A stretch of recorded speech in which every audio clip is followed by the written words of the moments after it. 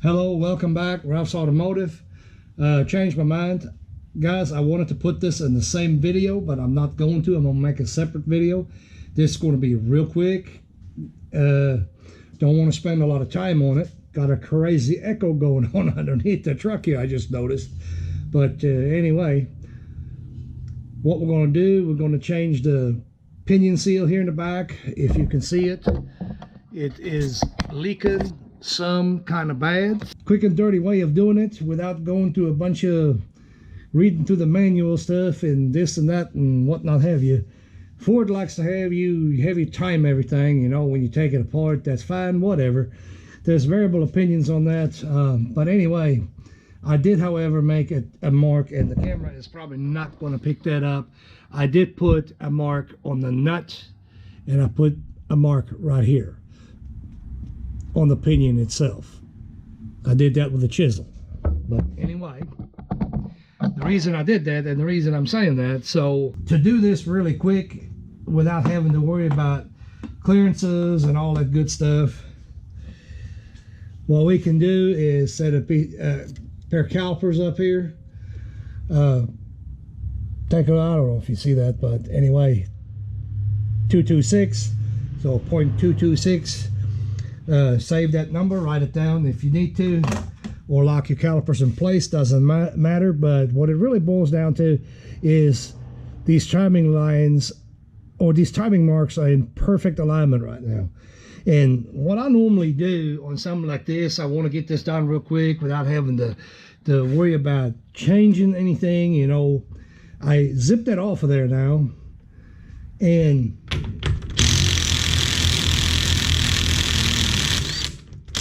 later on I'm going to show you a little trick. If you have, and this electric one here happens to be that way, if you have an impact that I really don't know how to explain it, that does a lot of impacting, not like the big heavy hits, but something that is faster in the impacts, you can actually tell. Well, as a matter of fact, let's just go ahead and do this. I'm going to start this bolt up. If you're going to listen to the impact, at one point in time, it's going to start to labor more. And then go ahead and look at your timing mark and see where it's at.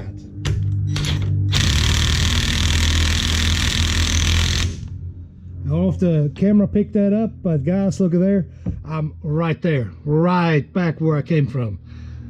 So, no worries there. So we're going to need the dimension, however. We want to make sure that the flange goes back to the same place.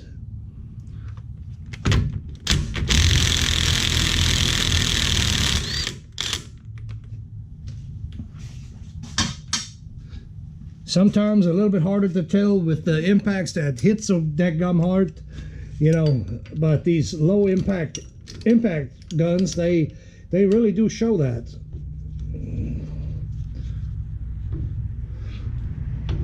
Got our timing mark up there.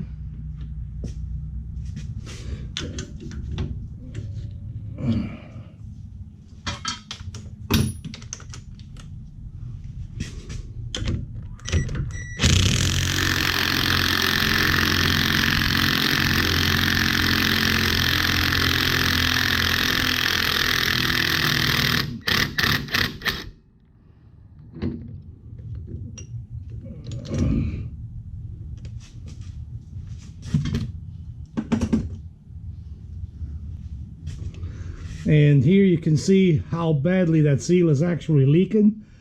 I'm not going to disturb anything here. I'm just going to pull the seal out.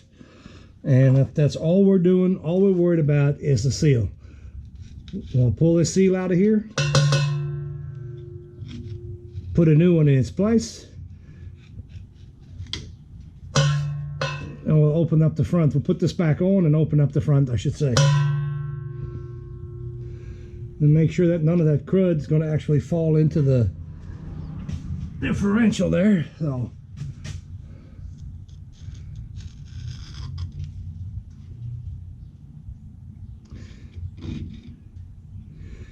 like I said, there are a lot of opinions out there on how that supposed to be done, but whatever. I'm not here to debate it. I'm just showing you a way that I've used in the past and many times, and have yet to have a problem. So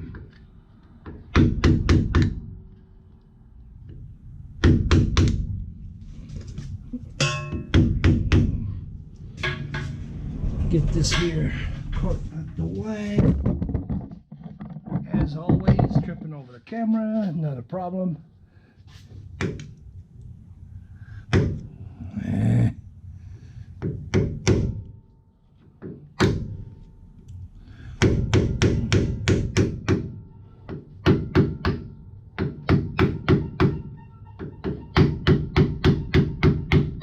Ow!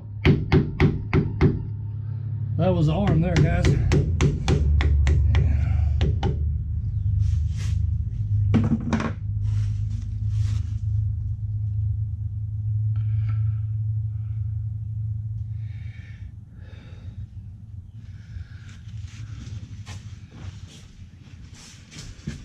Not going to mess around with any of it.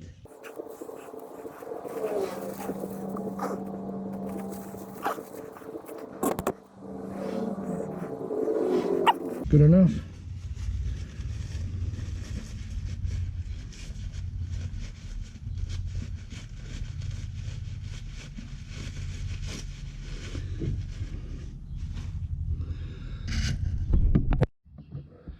So I'm thinking where all of it is right here, you see the oil, you know, that it's kind of going toward the back here, and it's kind of walking up on the rear cover. The rear cover itself, I don't think is leaking.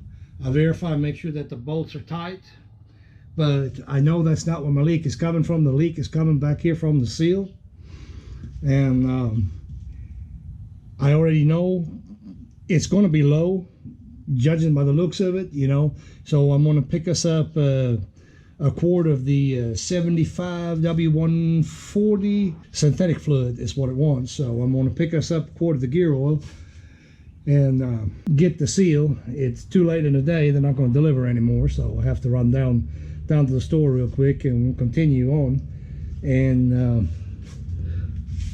put the back end here back together. Okay, went to the O'Reilly down here and got me a seal.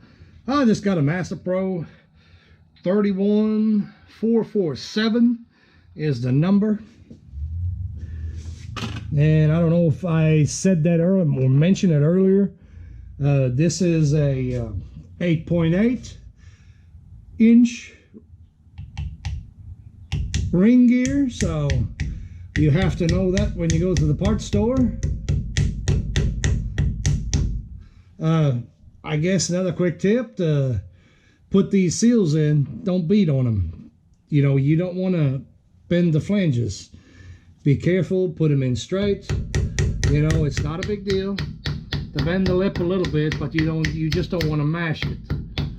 You know, you don't want to mash over that lip. And you can't really, if you get them hung in there somewhat, I'm going to say, you know, you really can't pull them back out, because that red stuff on the outside is the sealer, you know, so you can't really pull them back out without them leaking. You hear the difference, of course, when it bottoms out. So that thing is in there, went in there real smooth.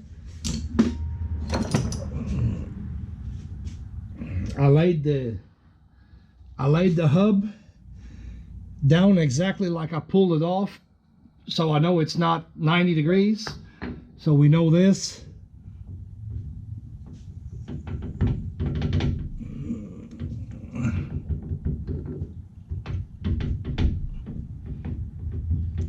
Oh, come on.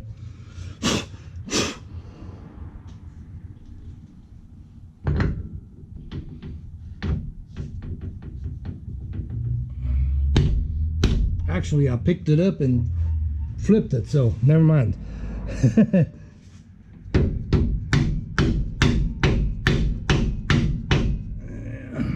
Big dummy. I actually flipped it in my hand and told you that.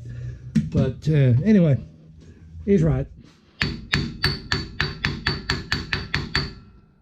Don't mushroom this. You know, I actually shouldn't even done that. Should have got the piece of aluminum.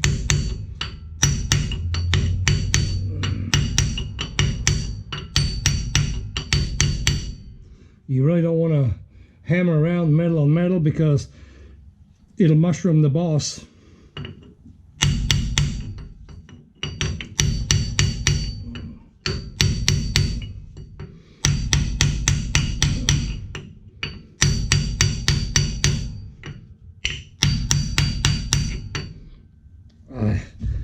Okay, I'm gonna have to move you guys back a little bit.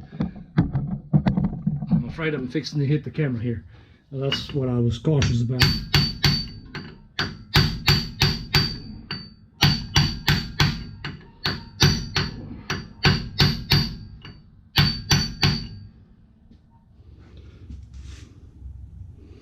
Yeah, we can pull the rest with a nut. I guess it doesn't really matter. We can pull the rest with a nut. Should be able to.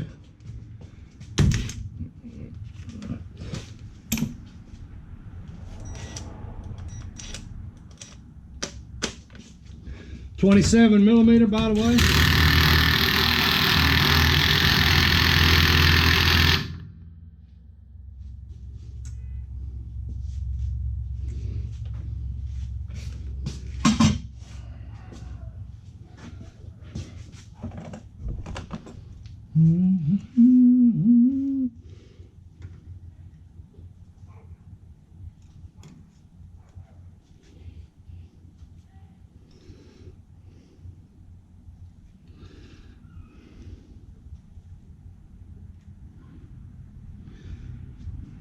Okay guys, we were at 226.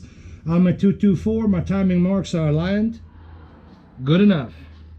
I was actually aiming to pull the cover off, but I don't think I'm going to pull the cover off because I was going to show you all how to check the gear lash on the pinion gear, on the ring gear I should say. It's got quite an amount of lash in it.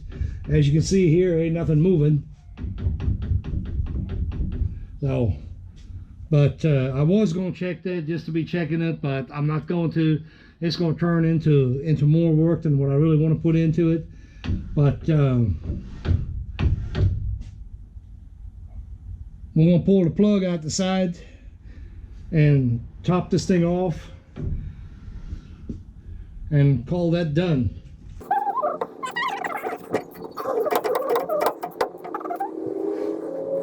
And give this a little bit of wipe, make sure nothing is in here.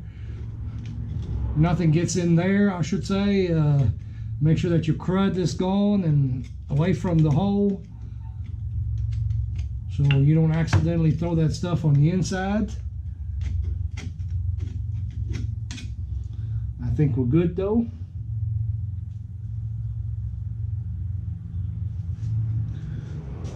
And as I mentioned, that thing got a lot of lash. There's quite an amount of metal back here. Yeah, I guess I should have showed you that before I wiped it off. But take my word for it, there's quite an amount of metal on the magnet.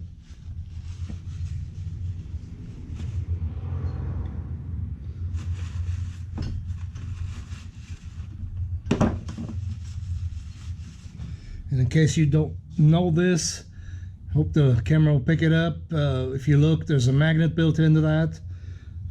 As I said, I got the 75 W140 in a full synthetic.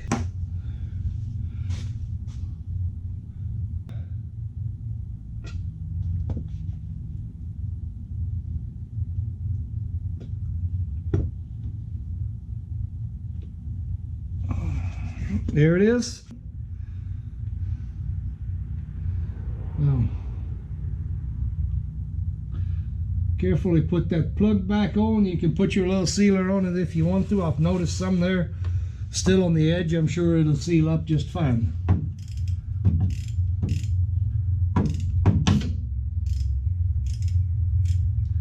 Normally these plugs don't leak. Makes you feel better, by all means put the sealer on it. Like I said, we still got a little bit of sealer on here, and I'm just going to tighten it up and it'll be fine.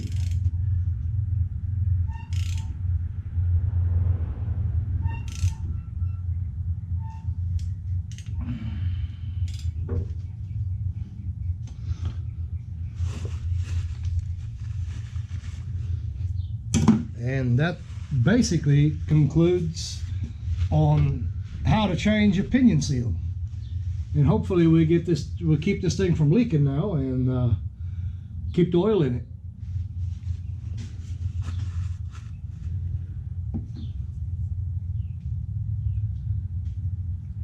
Well, I think it's about time for me to go grab something to eat. I'm gonna end the video right here, guys. Thanks for watching. Subscribe if you haven't done so already. Like, dislike. So, till next time.